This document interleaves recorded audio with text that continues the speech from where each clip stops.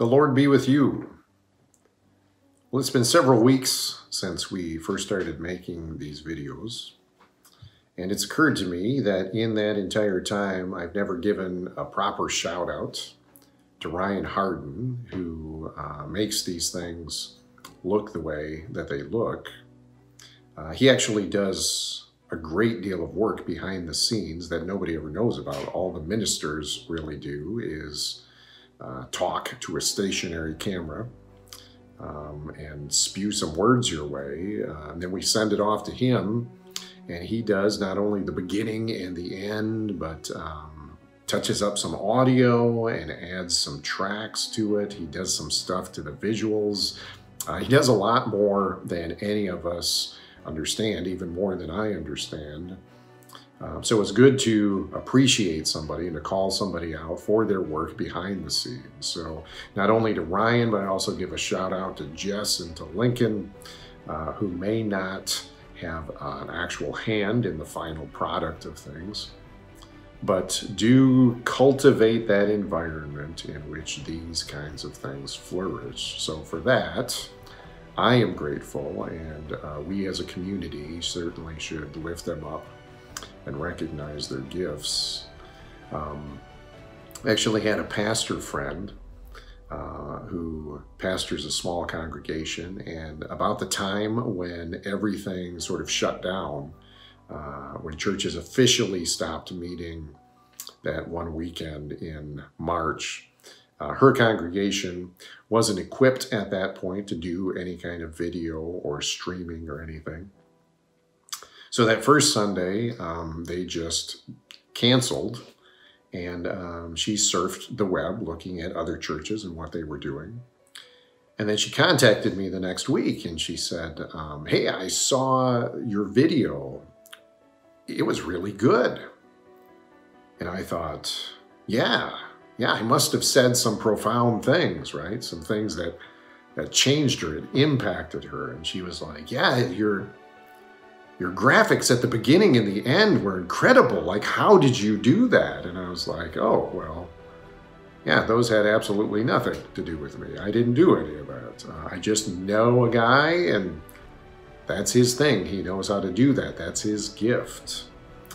So it's good to know the right people, and it's good to have the right people working behind the scenes. And when I think of that, it reminds me of a very oft-quoted Old Testament passage from the book of Esther. Now, Esther just happens to be both mine and my wife's favorite, or at least one of our favorite books in the First Testament. If you've never read Esther, I would encourage you to do so. It's kind of tucked away in that hidden section between the historical books and the Psalms and the poetry. And Esther is just a very tightly woven narrative. It's only 10 chapters long.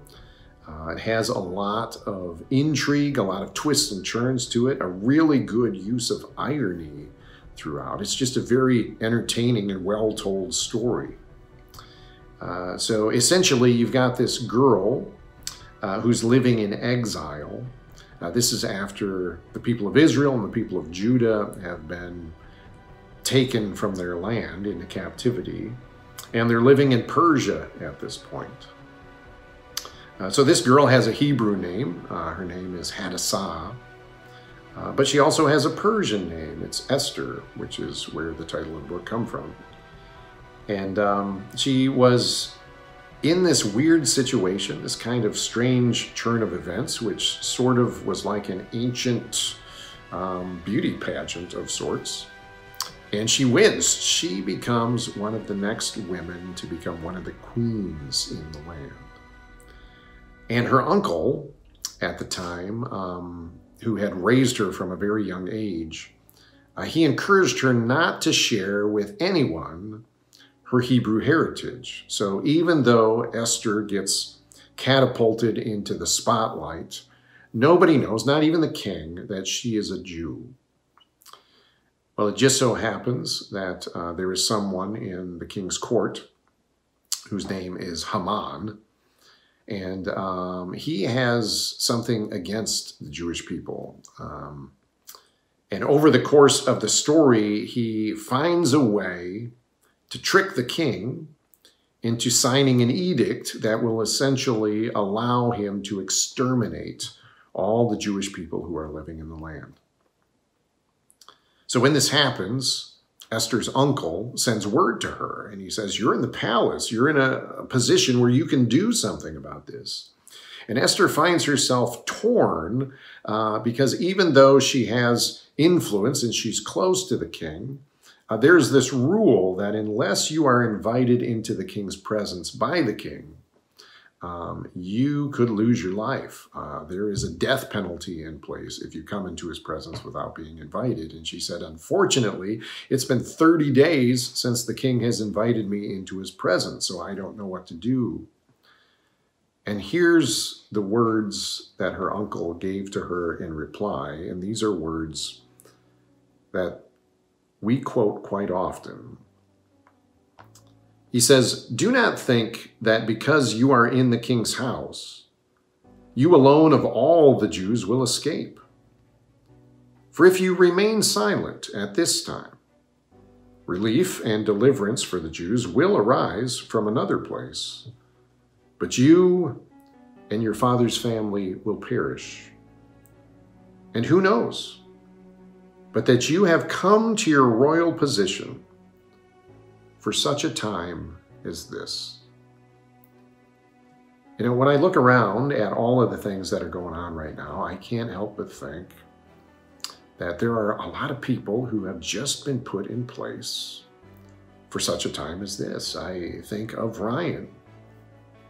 But I think of others as well. I think of our consistory president, who I am very thankful for. He just took the reins of this position at the beginning of this year, not knowing, obviously, the catastrophe that was gonna fall into his lap. But at the same time, God had positioned him in such a way that he had just sold off his business, and he just happens to have a background in computers, which is very handy in our times of quarantine and isolation. I think about our consistory with our elders and deacons, some of whom, again, are newly elected and had no idea that they were going to be stepping into roles of responsibility this severe and intense, especially this early in the year. But all of us who are gathered together around the leadership table just are gifted in unique ways. And the more I look, the more I see that God has put just the right people in just the right place to do just the right things.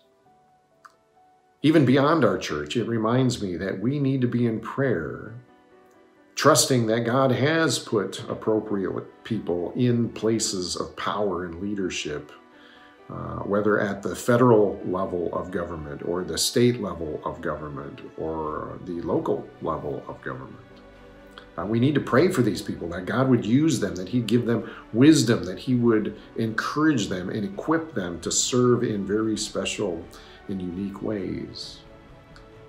And I hope that this gives you an opportunity to sort of reflect upon who are the people that you're thankful for? Who are the people that you see who have been specially gifted for a moment just like this to serve either in overt ways or in covert ways, just behind the scenes to keep things moving and to keep the system running?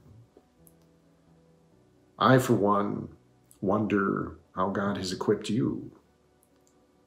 Who are the people around you? Who are your neighbors? Who are those people in your spheres of influence, those people that you get to chat with over the computer, through texts, through letters, through virtual chat rooms?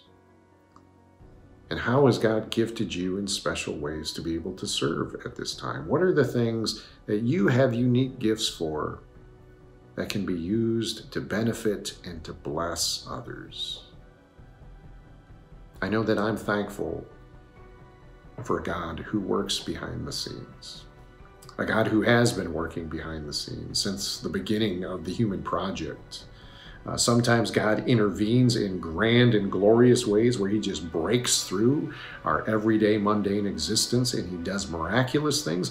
And lots of other times, just like in the case of Esther, he does very quiet things, just making sure the right people are in the right place at the right time in order to accomplish his will.